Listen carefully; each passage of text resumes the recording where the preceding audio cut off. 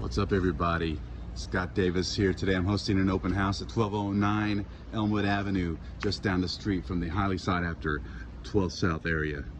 Dolly Parton owns that house, and that's her historical Spanish studio off 12th Avenue. This house has been completely redone amazingly well. It's a 5-bedroom, 3.5 bath, 2,400 square feet. It's got room in the back to add on a detached dwelling. You can be an owner-occupant Airbnb here. I'd love to show this place to you. Give me a call, let's connect. And meanwhile, how about a virtual tour?